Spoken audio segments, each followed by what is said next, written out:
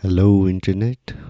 Welcome to the fifth episode of Solace in Cinema's podcast, webcast, talk series, whatever you call it. And before we start today's episode to talk about another amazing movie by Lee Chang-dong, which is, of course, Secret Sunshine.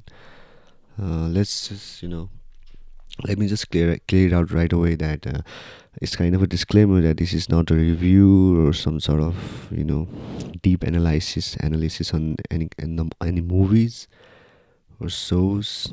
It's just a platform or a vessel, as I've always been saying. Solace in Cinemas is a vessel and platform. It's like a community where we share our thoughts, feelings regarding any sort of movies or any medium of cinema that we like.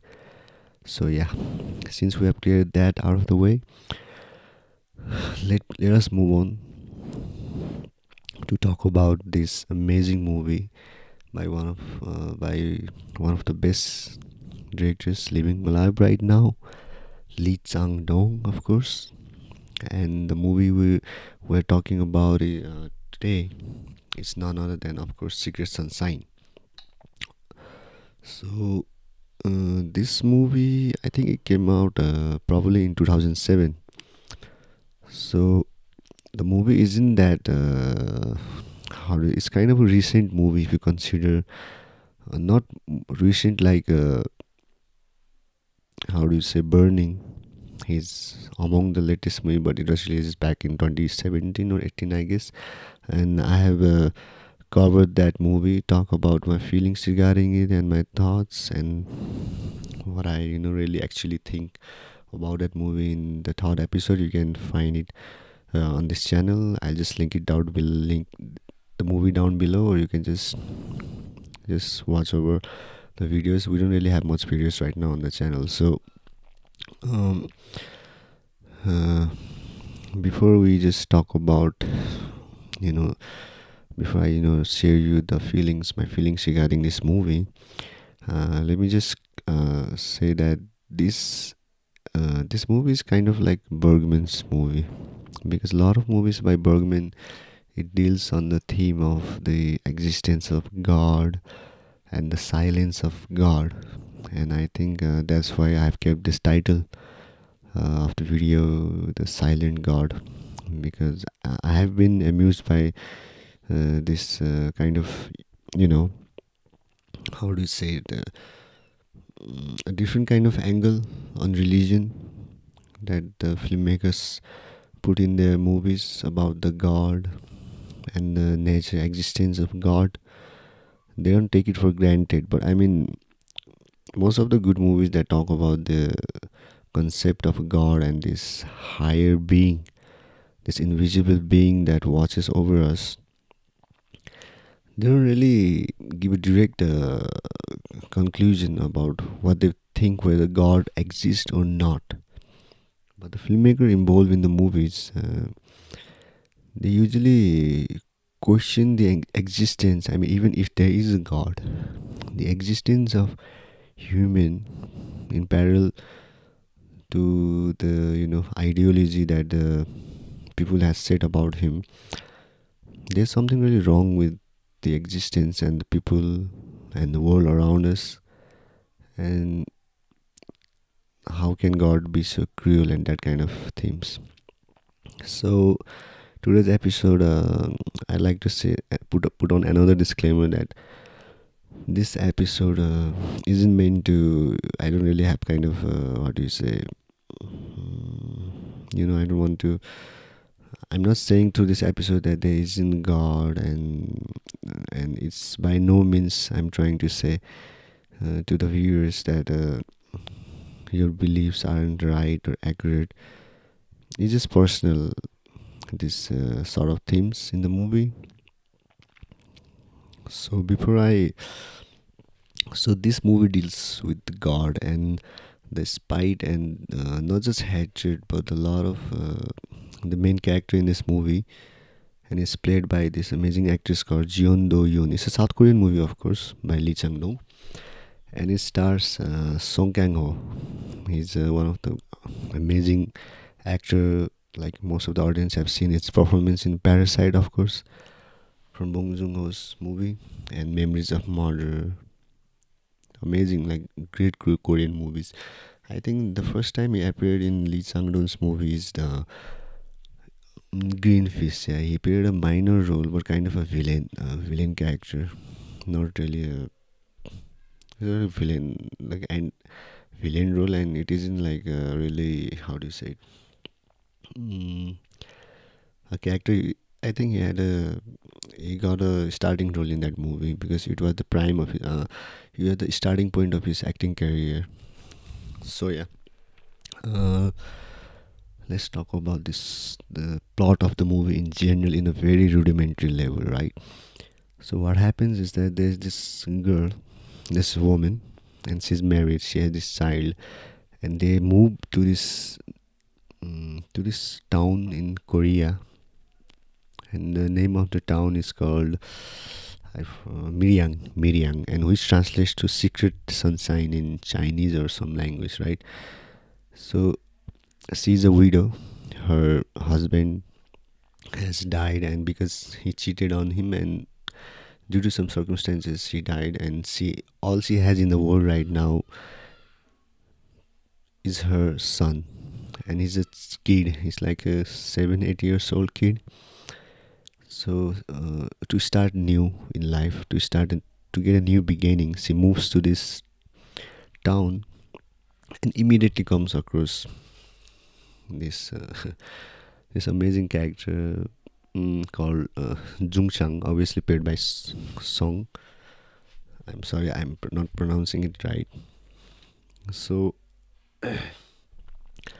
so he falls, and he has a great liking to her. So he loves he loves this woman, but he doesn't really show it properly, say it, but he's kind of stalking her and helping her with everything. So she moves to this town, and she becomes a piano teacher, freelancer, of course. And then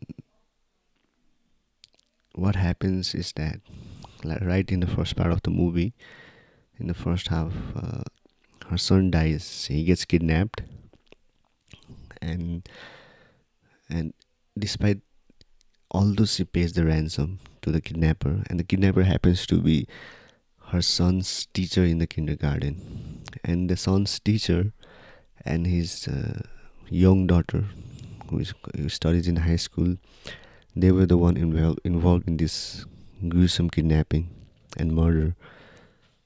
And that's when the movie really starts. Like, that's where the theme and everything starts to take place.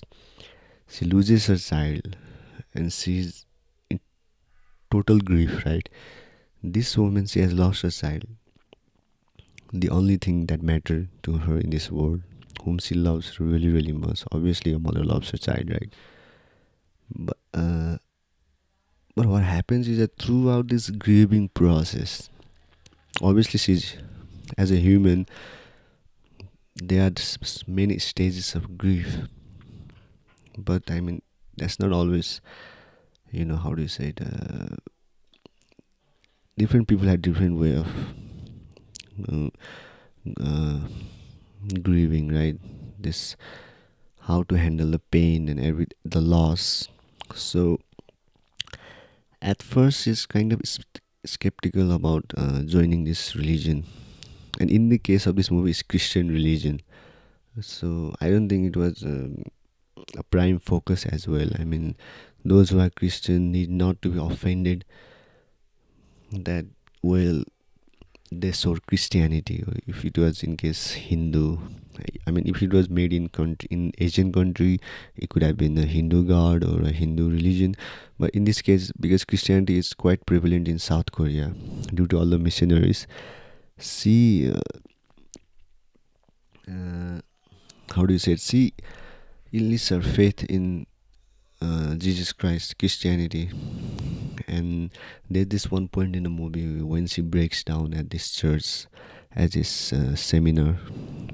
Like, how do you say this? The pastor are present there, and they just, and every one of the people around her have lost something or some sort of crisis, so she breaks down, and her one-sided lover, the one who really loves her, our amazing character. I forgot the name of the guy. Sorry, this actor, Song Kang Ho. Yeah, Song Kang Ho. Sorry, I didn't pronounce right. So uh, he's present there, and she completely gives herself to Christianity. And she, for a while, she seems happy, right? But then there is one part in the movie where, where the belief that I wouldn't really call it belief as well in her case in Secret Sunshine, because what happens is that she's like holding on to something to spare the pain. How do you say, something you're running away from, like a temporary solace. She's finding temporary solace in religion because it's become very hard for her to cope up with the pain. So she wants to forgive the one who perpetrated the murder, the one who killed her child, the kidnapper, right? So he's in jail by this point in the movie, and she just goes the to the prison to forgive him. Like, I think to just keep peace, just for her own sake, to like finally let go of all the burden. And I think forgiveness is kind of a big thing in Christianity and the Bible there too. So they encourage other people in the church. She has surrounded herself with some really good people, I guess, who are hardcore believer in Jesus Christ and the teachings of Christianity. So they go, and they just go to the prison, and of course the guy who is kind of a, how do you say it, yeah, one-sided lover, he takes her there, and she comes across her late child's murder for the second time since the murder in the prison. And what she can't, and that's what I love about this movie, because it shows a very common human nature. Like, she had expected this murderer to be in a very dire state, like not happy in the prison. Of course, he shouldn't be happy. That's what she expects, right? Like, he's living the worst life now since he's in prison, and he must be in a state of confusion and all the, like, in the worst conditions you can imagine. But surprisingly, they meet face to face in prison, and his face like lights up the whole time. He looks really well, and she says this to him in one at that point in the movie, like, it's surprising, you look really well. And while she says that she wants to forgive him and she holds no grudges against him, he tells that the God already forgave him. Turns out that he is already a Christian while in prison, and he has found like faith or God, and he says that God has already forgiven him. Like, God has forgiven me, and I wish the same, and I hope you're doing well. And while in ideological world, you know, at this point, she should be happy. Like, okay, he has found God and he's doing good for himself. But no, like, the amount of pain that his actions has caused her,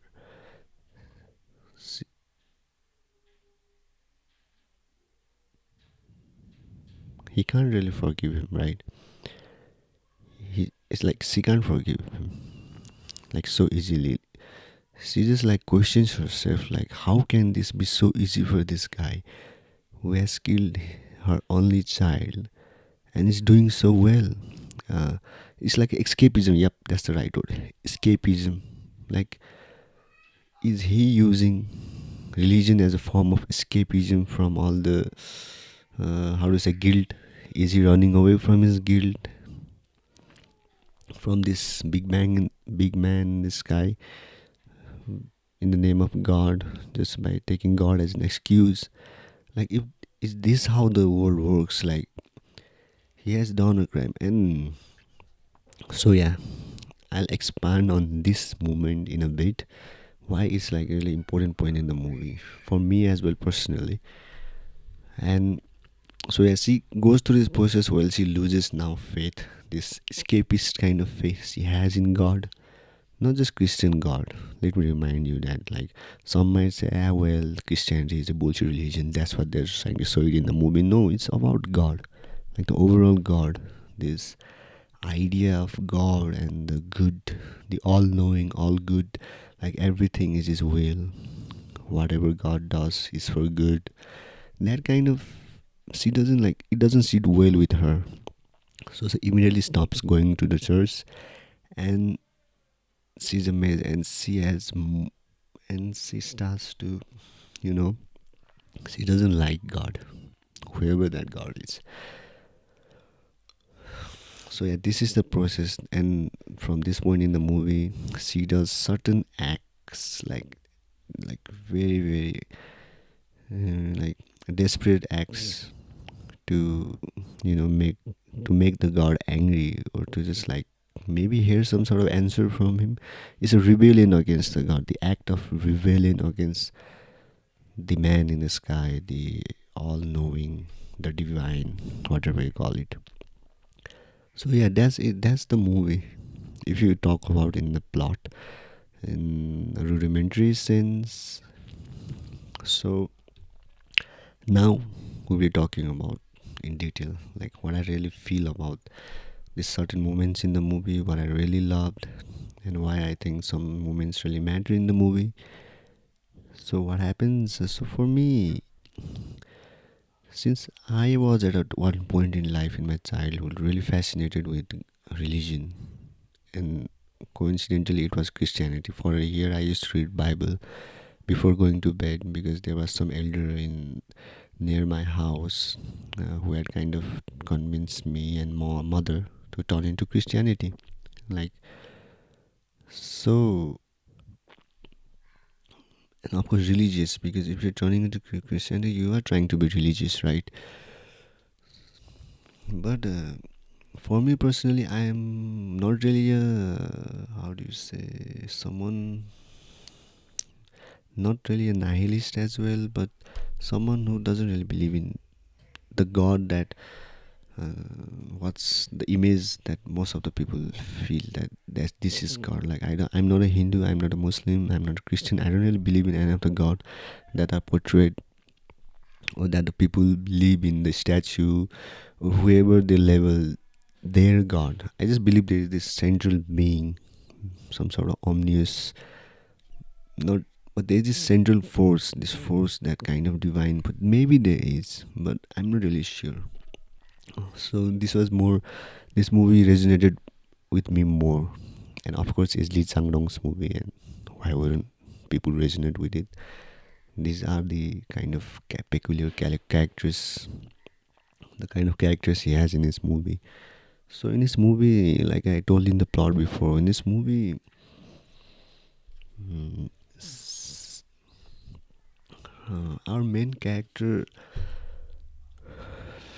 like the guy lingers around her, the guy who loves her, he's lingering around her. Okay, I forgot to mention the one-sided lover, he too joins Christianity, like follows her faith at that point in the movie, because he's really attracted to her, but he really loves her. And the ending scenes in the movie kind of prove that. And our main character, I think I'll take the name of the character, I can't keep saying this, our main character, yeah, Sin A. Our main character is Sin A, her name. So Sin A, so Sin,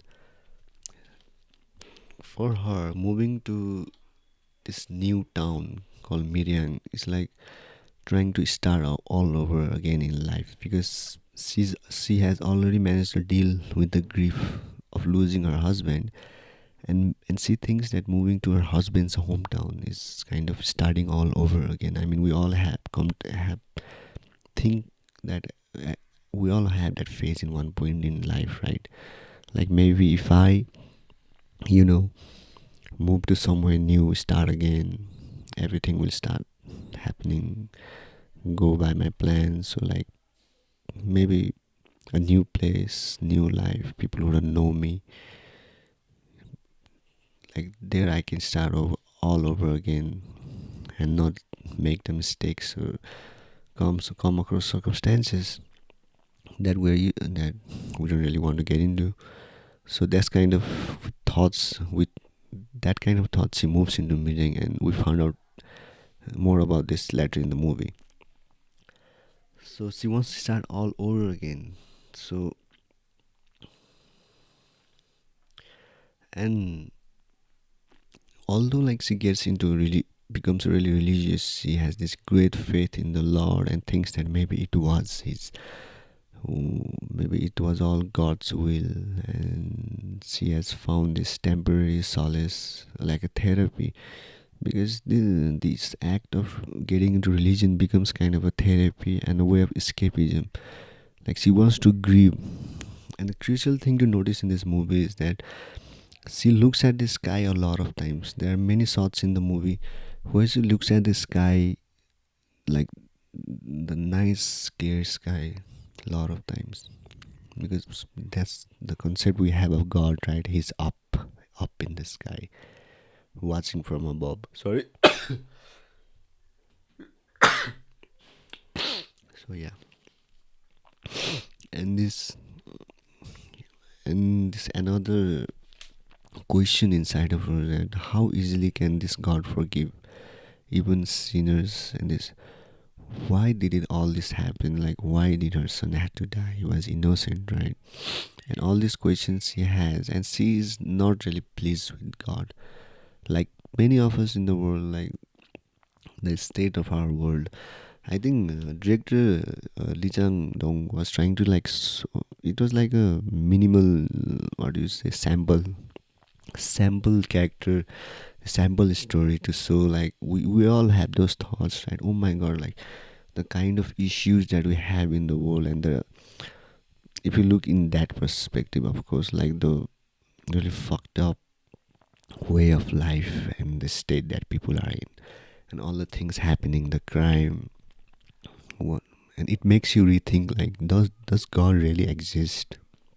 And I think that's how the concept of existentialism was born, right after World War II, like the philosophers like Immanuel Kant or Albert Camus or whatever, like those kind of situations makes you rethink, you know, the thing of a religion. And for me personally, I think a lot of religion are bullshit, like most of the things, be it any religion.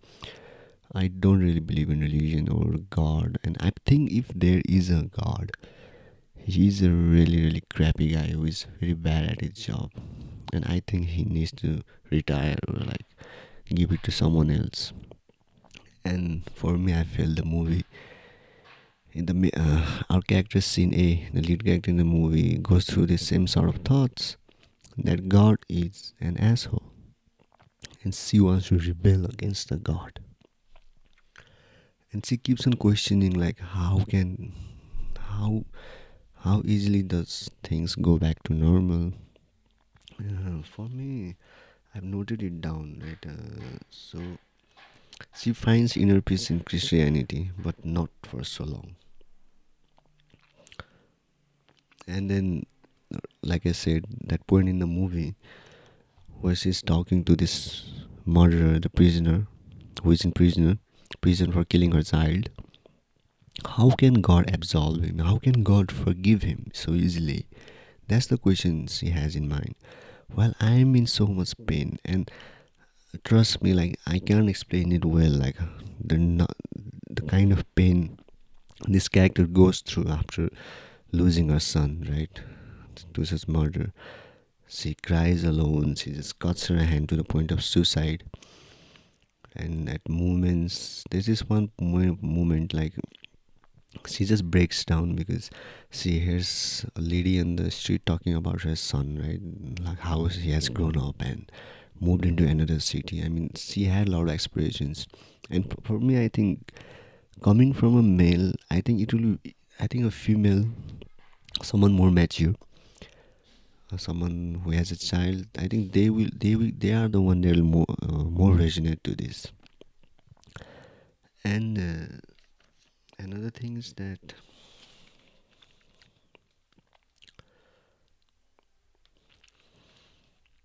s- see, not only like now at that point in the movie, by the end of it, she doesn't have the faith in God, but wants to rebel against Him, and she not only try to rebel against Him, but against the one who are in His path, right? The path of Christianity.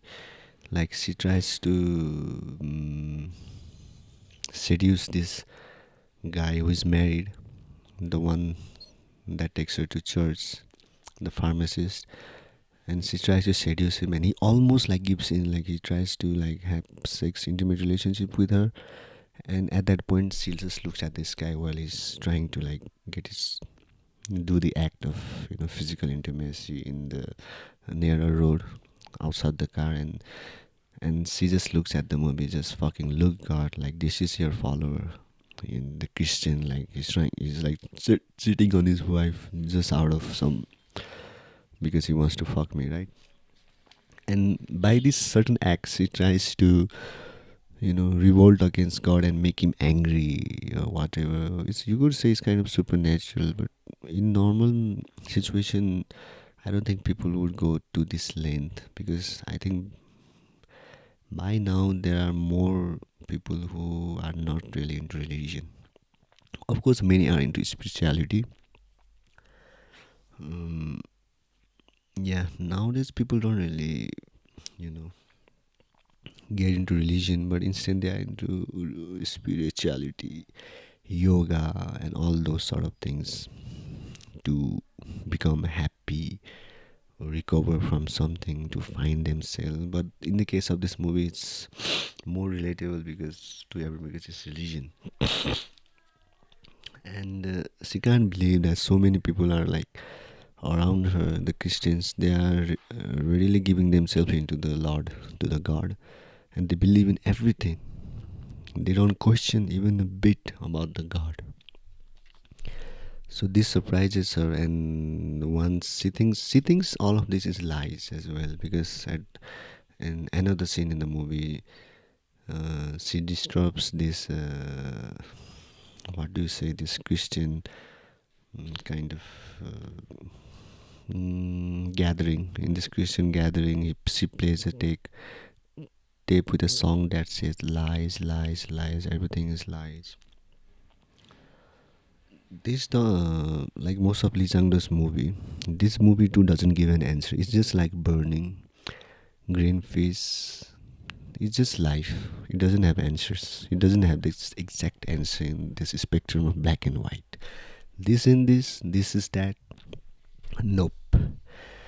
Like most of the good art, the movie ends with no answers. She's still grieving. Like if it was a Hollywood movie, lame Hollywood movie made by I don't know, starring Tom Hanks or something, there would be like this similar pattern where she recovers, she finds faith or some sort of something to believe in, and she gradually starts to accept who she is and whatever she's going through, and she becomes changed, and at the end, you know, everything is going right. But no, this movie doesn't end like that. Like at some point you expect like she might forgive at least the high school girl that was involved in the murder of her son, right? But no, at the end scene was what surprised me when I first watched it. Because she tries to commit suicide because she wants to meet her maker and maybe slap him. She wants to kill herself. She does try to do that, and she slashes her waist. She ends up in hospital for a few months, and she returns to the town again, Miryang, and there, mm, our guy, the guy who really loves him. At first, I didn't believe he really loved him, but he really does. Our guy Jung Chan, the character Jung. Sorry, I think that's how Koreans pronounce it, Jung. He just takes her because he's so committed to her. He helps her at a lot of point in the movie. I think he's one of the interesting characters in the movie as well. If you watch it from a love story kind of angle, it's not really a bad angle to look at, because it's also a love story, but a very unconventional, different kind of love story, you could say that. And our guy Jong, he's with her all the time, and he truly loves her. Like, you'll find it out by the end of the movie. At first, you'll think maybe he just wants to bang her, but no. And at the end, he takes her. She wants to get a haircut. Like, it's at the end of the movie, like the climax, okay. And this girl, the one who's about to cut her hair, is the girl who killed her child, like her father, and she is the one who murdered her child, right? And she can't stand the sight of him because she wants to act as if everything is normal. This high school girl who is now trying to make a career out of being a hairdresser, but it just doesn't sit well with her.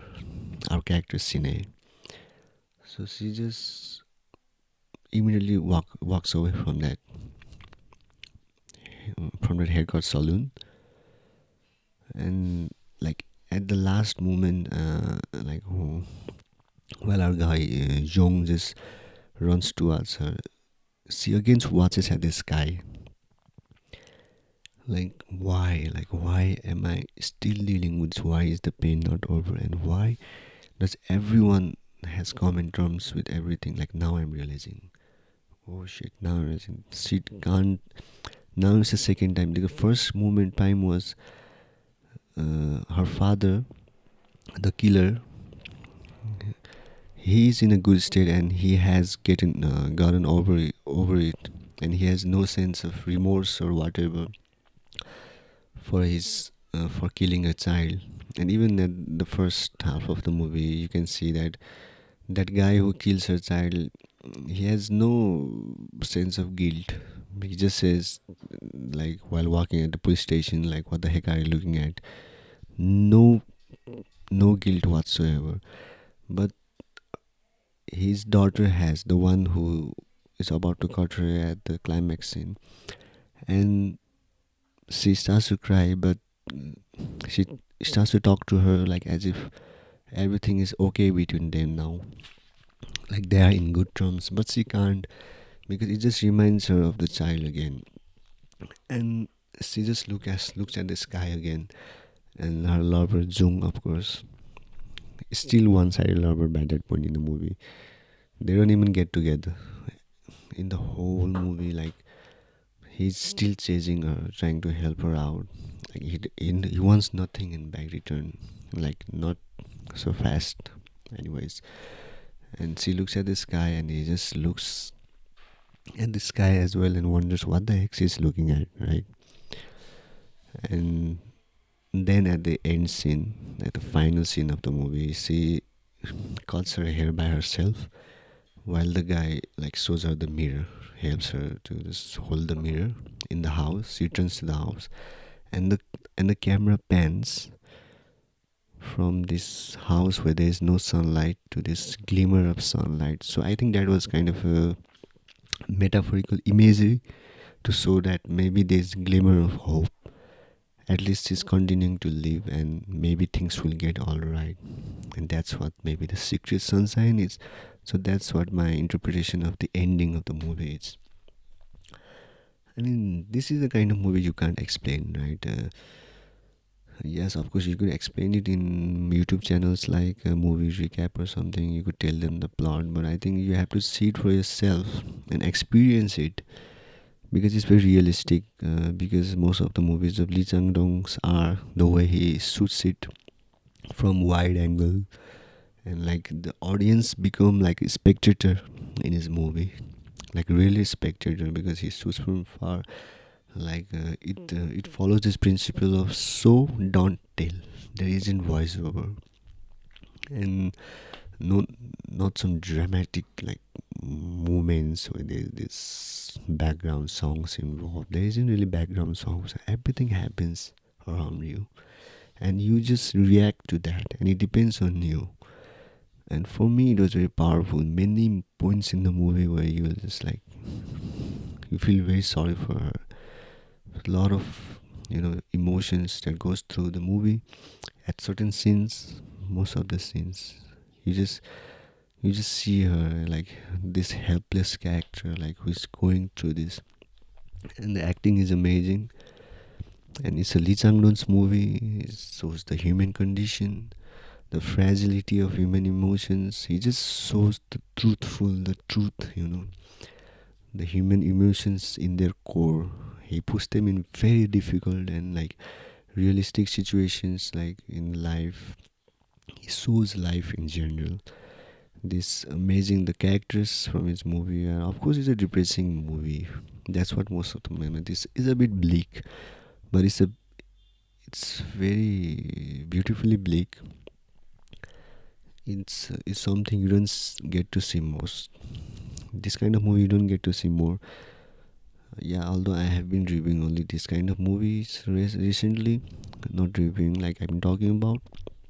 It's a movie you should see once in your life. It's very Bergman kind of, but I think it tops off a lot of Bergman movies. Like Bergman in movies of Bergman, he talks through the dialogues, but in Lee Chang-dong's Secret Sunshine, he just shows the circumstances that this woman goes through, and it asks a big question of God, right? If this movie was made in some countries like Asia, Middle East, whatever, I don't think this would have this would have been a very controversial movie, because especially in places like India, Nepal, Bangladesh, South Middle Eastern country, where there is like more, wherever there is more people into religion, they can't accept criticism or question, right? So I think for those who are very religious or have big faith in God, and I think this movie will become kind of a challenging, because it questions faith and every kind of idea we have about the world. I mean, the beliefs, religion. But for someone like me and other people who don't really, who still question the idea of God, I think it will resonate with them. I think, yep, this makes sense. You will know, like Lee Chang Dong and a lot of people, they come from the same school of thoughts. So I don't know. I think it's a movie you should see if you want to get an idea on life and God. Let me look at something. I'm just trying not to forget some points, because later on I can like upload this episode and be like, oh shit, I forgot to talk about that point. So yeah, yeah, the character starts losing herself. She's trying to pull herself together a lot in this movie. This is what I wanted to share. Our character Sin, she tries a lot. It isn't like she loses hope in this movie. She tries really lot to get herself together, to get back into the society. And there is another scene that really kills you. It's at the second half, like right after her son gets killed, and she's trying to live a normal life, and she's teaching piano to a child, because most of her clients are children. This child is playing the piano, and just while she is playing it, she suddenly tears start rolling down her eyes. And that moment was really, oh my god, that moment killed me. And all the traces of what she has lost and the stops that were associated with it, it becomes very hard to deal with it. And the poster, like I said, there's this two angle, like different angle you could also like catch the angle of love. And I saw two posters in this movie. One was just our character Cine, the actress, in the poster, and she's kind of crying. I think that was the official poster. But the poster another poster of the Secret Sunshine I came across was our character Cine just like crying, and a flower is in the ground, and the character Jung is in the back. So from another poster, you get a sense like this is mostly a love story, but it's kind of both if you see it that way. And yeah, there's I think she also goes mad, like so mad, like literally mad at some point in the movie because she can't handle the grief. And